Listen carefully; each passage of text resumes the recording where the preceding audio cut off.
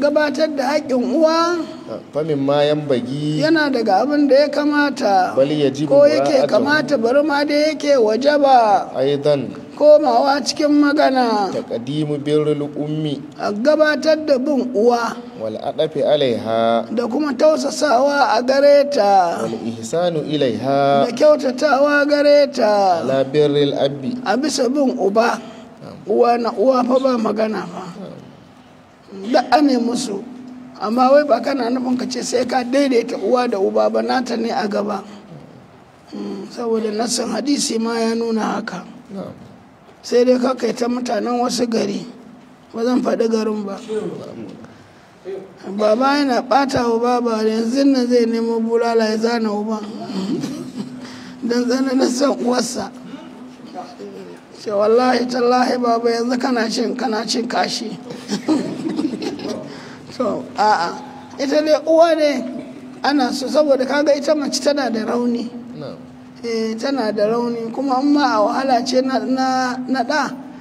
duk kowa yana da tasa wahalar amma uwa ta fi shan wahala wahalar da uwa ta sha da ɗa to kowace irin wahala uba ya sha bai kai na uwa ba kowa ya san wannan saboda Allah sannan kuma uwa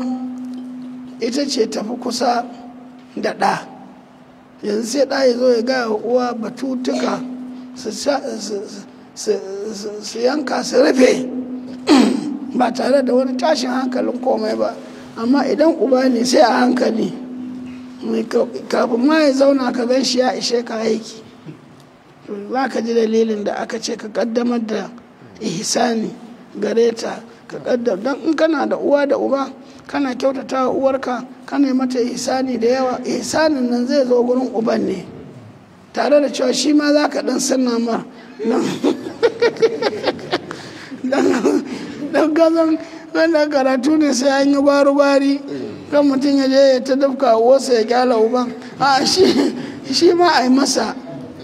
amma kana kula uwa da yawa sosai ga uba Allah ya raya uban da uwar kana taimaka uwar kana mata hidima wasu abubuwan kafin ma uban ya waigo ya ce mata ga wani abu ita ma ta yi maza ta yi wata hidimar idan ya ji daɗi ba ma zai turo kai mata ka bata ba zai sa a zuciyarsa wancan ta yi hidima daɗin nan da zai ji albarka za ta same ta ita kuma uwa fa ba abin da za ta yi da albarka duk sannan ta samu albarka kan 'ya'yan take dawowa kama a yi niƙa ne na gari niƙan farko in aka ɗago shi za a kuma mayarwa shi ne dai zai dawo wajensa ne na'am nisa za ka yi sani haka ɗan bin mai kawo mama aka da kuma ka ce ga mama saboda na san ƙarshen ta yanzu haka baba zai dawo ko yana ɗan buƙatar wani abu maza mama ga wannan ko ɗan albasa ne a ƙara cewa maza don a dafa baba indomi don wata uwar sai ka nosar da ita dama 'ya'ya masu hankali za su sa kula ne kan iyayensu abinda zai zama ƙaruwar albarka da ƙaruwar mutunci su ma ya zama hidima ne gare su ka zauna tare da babarka duk abinda za a ganta a ce yayi ka tsaya ka yi ko babanka ne abinda za a ce yayi ka tsaya ko ba da faɗa ba da rashin ladabi ba za ka kula da mamanka ka kula da harkokin da yake tsabtace jikinta ka kula da abubuwan da za ta yi da abin da ya kamata ta yi duk abin da za ka yi shiryatar kai ma kana yi ta ladabi ka fara hidima ga uwarka samu abubuwa muhimmai masu kyau wani lokacin ma ka ce zan kai wa baba nasa wannan nake ne amma za ki kai masa a matsayin wata hidima ce ke da shi zai kara musu soyayya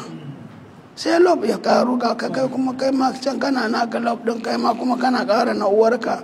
wannan ana son haka